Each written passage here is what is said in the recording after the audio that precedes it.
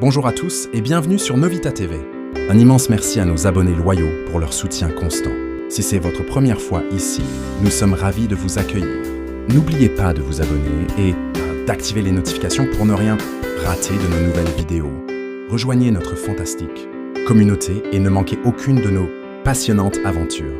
Votre soutien est essentiel, alors cliquez sur s'abonner et partez avec nous. Bonjour et bon week-end, la famille. Papa Patrick, Polima à Kisangani et Monsieur Willy. Claude Mpandamadi à Goma. Bienvenue. Bienvenue dans la famille. Monsieur Prosper Mushagalusa. C'est Maroy Paulin, l'un des membres de l'équipe Novita, qui vous dirige dans cette famille. Donc vous êtes chez vous. Merci. À l'est du Congo, la situation de guerre a évolué. Les ambitions du Rwanda se sont rapidement transformées en désillusions. Alors, chers ambassadeurs de Dieu, nous vous accueillons. Pasteur Paulin Ilunga à Kamako, Pasteur James Ilunga à Kolwezi, les évangélistes José Moussa et Robert Mongiro, tous à Kinshasa, Pasteur Shegombala à Kinshasa, Pasteur Francisco Makumbi Kembo à Santa Clara et au Pasteur Bernard, Mafikanzo Meso à Chikapa. Merci à vous. Kagame vers une médiation africaine. Le président Tshisekedi a été ignoré par l'Union africaine lorsqu'il a sollicité leur soutien. Entre les mains de Hérode et Pilate, la foule avait pris une décision. Hérode avait demandé à la foule « Que voulez-vous que je fasse de celui que vous appelez le Fils de Dieu, celui que d'autres appellent le roi des Juifs ?»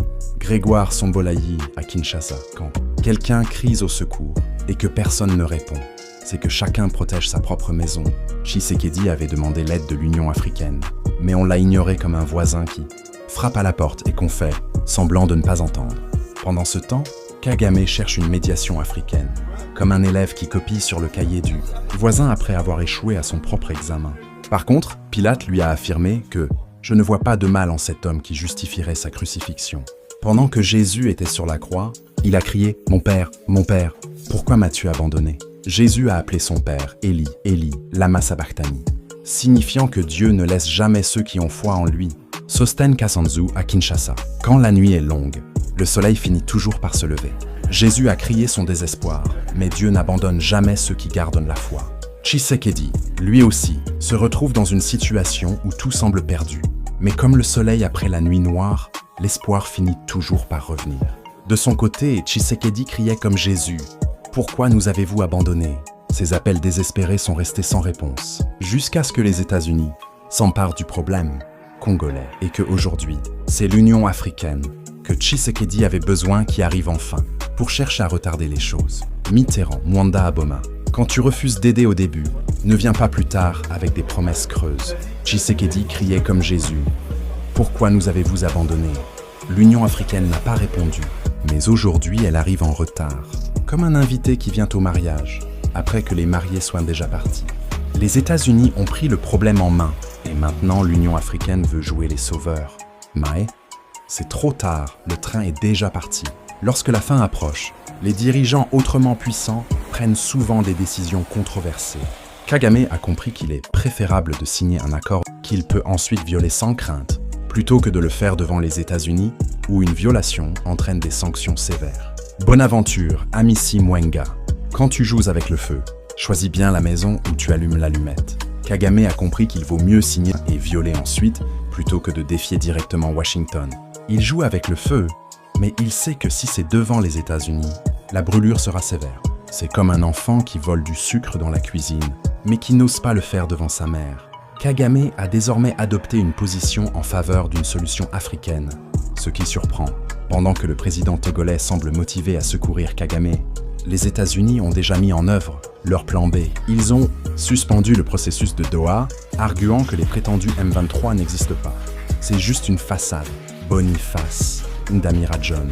Quand le crocodile sourit, ce n'est pas pour montrer ses dents blanches, mais pour préparer la morsure. Kagame parle maintenant de solutions africaines, comme si tout allait se régler autour d'un thé. Mais les Américains ont déjà sorti leur plan. B, le processus de Doha est suspendu et le M23 est déclaré façade. Pendant que le Togo veut jouer les sauveteurs, Washington prépare déjà la morsure. Faure Gnassingbé, le médiateur de l'Union africaine, dans le conflit entre le Rwanda et la République démocratique du Congo, a rencontré Paul Kagame à Kigali le vendredi 30 janvier. Kagame a exprimé son soutien pour une solution africaine, ce qui est assez inattendu, Il semble penser que les Américains seront écartés suite à cette médiation africaine. Trump a déjà affirmé avoir trouvé une solution à un conflit qui dure depuis 30 ans.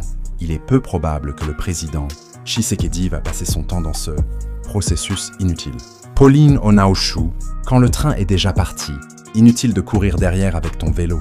Kagame croit que la médiation africaine va écarter les Américains. Mais Trump a déjà dit qu'il avait trouvé une solution.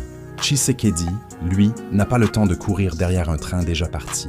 Pendant que Gnassingbé joue au médiateur, Washington a déjà verrouillé la porte. Les discussions ont porté sur la situation sécuritaire dans l'est de la République démocratique du Congo, où l'armée rwandaise et les rebelles du M23 contrôlent plusieurs régions riches en ressources naturelles.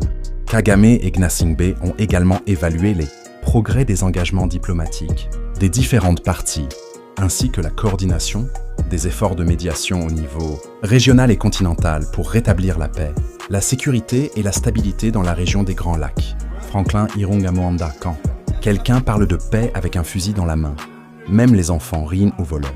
Kagame et Gnassingbé discutent de paix et de stabilité, mais les troupes rwandaises contrôlent encore des régions riches en minerais. C'est comme parler de régime alimentaire avec une assiette pleine de beignets. Ça fait rire tout le monde. Par la suite, les deux dirigeants ont rencontré le groupe d'experts désigné par l'Union africaine, composé d'anciens chefs d'État africains. Olusegun Obasanjo du Nigeria, Sahle-Work Zewde de l'Éthiopie, Festus Mogae du Botswana et Catherine Samba Panza de la République centrafricaine. Il semble que leur médiation soit vouée à l'échec, avec le plan alternatif des États-Unis déjà en cours. Le temps est à l'action. Gomer Ngoma. Quand le médecin arrive après l'enterrement, il ne peut plus sauver le malade. Les anciens chefs d'État viennent jouer les médiateurs, mais les Américains ont déjà lancé leur plan. Leur médiation ressemble à un médecin qui arrive après l'enterrement. Trop tard, le malade est déjà parti. Jeudi, les facilitateurs de l'UA ont été accueillis à Kinshasa par le président Félix Tshisekedi, qui a loué leurs efforts et réaffirmé son attachement à une paix durable et vérifiable dans l'est de la RDC, tout en soulignant l'importance de renforcer la stabilité régionale et de respecter les engagements pris par les différentes parties. Relie le roi à Brazzaville.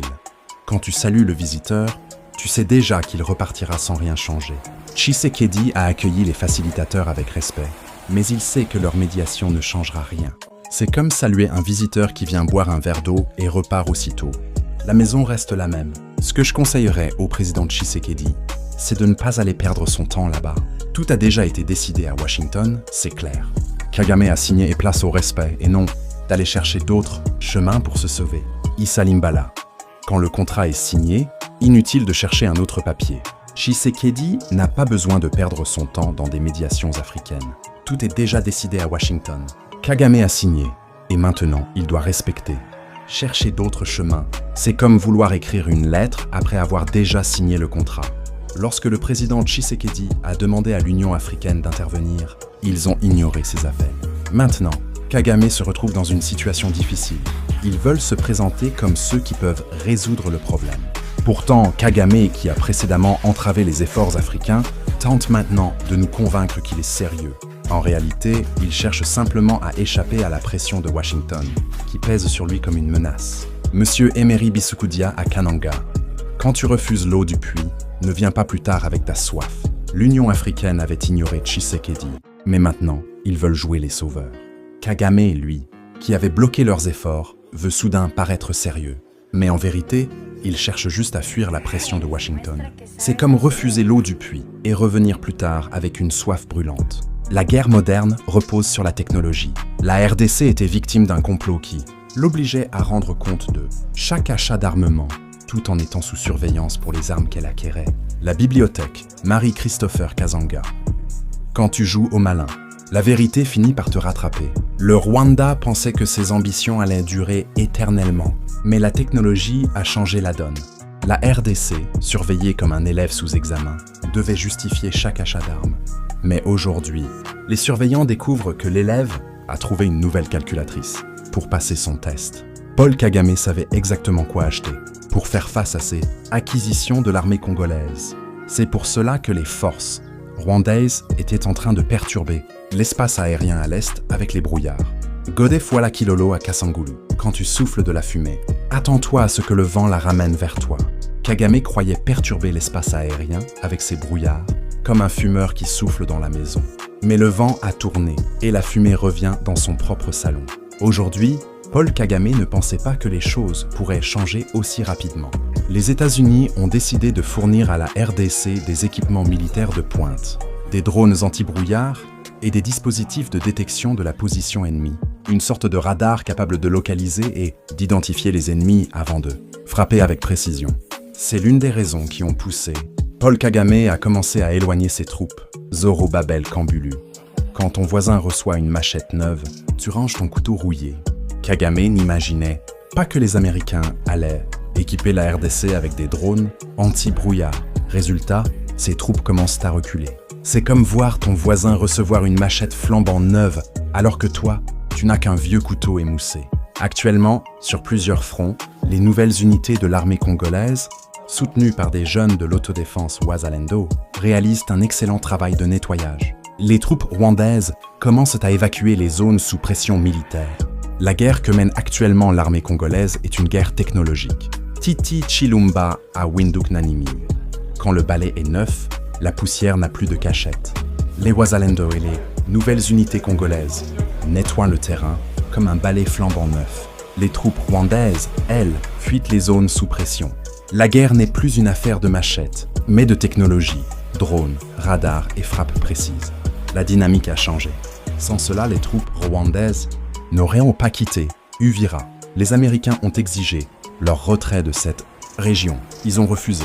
Les États-Unis ont alors dit « D'accord, je vais équiper l'armée congolaise avec des instituteurs sur le terrain. » Et boum, le rapport de force a changé. Quand l'élève reçoit un bon maître, il dépasse vite le cancre. Les Congolais avaient besoin de bons commandements et les Américains sont envoyés des instructeurs. Résultat, boum, le rapport de force a changé. Les Rwandais, qui refusaient de quitter Uvira, ont découvert que l'élève congolais avait trouvé un maître sévère et efficace. Les militaires congolais avaient seulement besoin de bons commandements, rien de plus. La faiblesse de l'armée congolaise ne résidait pas par ses troupes, mais par le commandement mafieux. Aujourd'hui, le même armée qui avance sans recul. Quand la tête est saine, le corps marche droit. Les soldats congolais n'ont jamais été faibles. Leur problème, c'était le commandement mafieux. Aujourd'hui, avec une nouvelle direction, l'armée avance sans reculer, comme un corps qui retrouve une tête bien droite. La récente contre-offensive des FARDC Wazalendo à Pointe Zéro a été très efficace, entraînant une déroute notable. Les forces congolaises, qui n'avaient pas reculé depuis un certain temps, parviennent à repousser les troupes rwandaises sur tous les fronts. La peur a changé de camp. Quand le chien que tu poursuis se retourne, c'est toi qui cours. La peur a changé de camp. Les FARDC Wazalendo repoussent les troupes rwandaises partout. Les Rwandais, qui pensaient chasser, découvrent que le chien congolais s'est retourné et maintenant ce sont eux qui courent. Les pertes en vie humaine et en matériel militaire sont considérables du côté ennemi. L'armée congolaise, avec le soutien des Wazalendo et sous le commandement d'individus dont l'identité reste floue, potentiellement des Israéliens ou des instructeurs de Blackwater, déjà présents dans le pays depuis un bon moment, ont mené ces offensives avec professionnalisme. Quand le marteau tombe, il ne demande pas le nom du forgeron. Peu importe qui commande derrière, Israéliens, Blackwater ou autres, les offensives sont menées avec professionnalisme. Les pertes ennemies sont lourdes et le marteau congolais frappe sans demander qui l'a forgé. D'après le chef des Twirwaneho qui supervisait les opérations, comme il l'indique dans son message, cette attaque des FARDC Wazalendo a eu un impact significatif sur ses troupes. Selon ses rapports, il y aurait eu 16 morts et 21 blessés. Il a détaillé les pertes de cette manière. 7 membres des Banyamulenge, Twirwaneho, 3 soldats rwandais de la RDF et 6 rebelles de Red Tabara et du FNL burundais. Quand tu comptes tes morts, c'est que la bataille t'a échappé. Le chef des Twirwaneho a donné ces chiffres, 16 morts, 21 blessés. Mais rien que le fait de compter ses pertes montre que la bataille lui a échappé.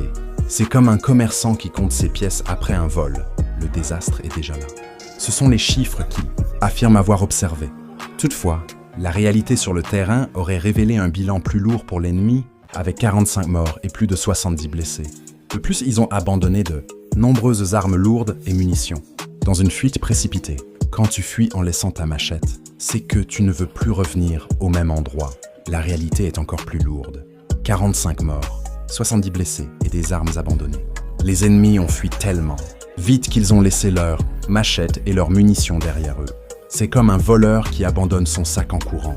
Il sait qu'il ne reviendra plus. Je vais tout de même vous transmettre le communiqué de l'AFC M23 concernant l'offensive de l'armée congolaise et des Wazalendo, car ils sont en pleurs. Leur arrogance est révolue et ils se retrouvent maintenant à faire des accusations, tout comme l'armée congolaise le faisait auparavant. Quand le coq perd son cri, il se met à pleurer comme une poule. L'AFC M23, autrefois arrogant, est aujourd'hui en pleurs. Leur communiqué ressemble à des lamentations. Ils accusent, ils crient, mais leur arrogance est finie. C'est comme un coq qui perd son chant et se met à pleurer comme une poule. C'est le moment pour eux de solliciter l'intervention de la communauté internationale alors que celle-ci est dirigée par les États-Unis, qu'ils ont défié. Les FARDC version trahison agissaient aussi de la même façon. Quand tu insultes le chef du village, ne viens pas ensuite demander son aide. Ils veulent maintenant l'intervention de la communauté internationale, dirigée par les États-Unis, qu'ils ont défié hier. C'est comme insulter ton oncle au marché et venir le soir lui demander du sel. Les FARDC version trahison avaient déjà joué ce jeu, et on connaît la fin. Ça se termine toujours par des gifles diplomatiques. Voici leur communiqué. Depuis le jeudi 29 janvier 2026, vers 18h30, les forces alliées du régime de Kinshasa ont mené une attaque terroriste d'une gravité extrême au marché de Sango. Une grenade a été intentionnellement lancée au milieu de la foule, causant la mort de 5 innocents, y compris des femmes et de nombreux blessés. Cet acte représente un crime abominable et une violation manifeste du droit. International Humanitaire, quand tu cries au voleur, regarde d'abord si ce n'est pas ton ombre. Leur communiqué ressemble à un cri au voleur, mais souvent, celui qui crie le plus fort est lui-même le voleur. Parler de droit humanitaire alors qu'il sème la terreur, c'est comme un enfant qui casse la marmite et accuse le chat. Le même jour, à 19h45, ces forces accompagnées des militaires étrangers ont de nouveau frappé en réalisant une attaque terroriste sur une vedette rapide de la SNCC stationnée au port en y lançant des frappes à travers les drones. Dans le même climat de violence ciblée et de persécution, 2 femmes Banyamulang ont été enlevées par des miliciens Wazalendo, illustrant une fois de plus la stratégie de terreur, d'enlèvement et de crimes impunis orchestrée par le régime de Kinshasa et ses alliés. Quand tu inventes trop d'histoires, même les enfants du village se moquent. Ils parlent de drones, de vedettes rapides, d'enlèvements. Leur communiqué ressemble à un film hollywoodien. Mais la réalité, c'est que leurs propres troupes sont en fuite. C'est comme un conteur qui invente tellement que même les enfants disent « Papa, tu exagères !»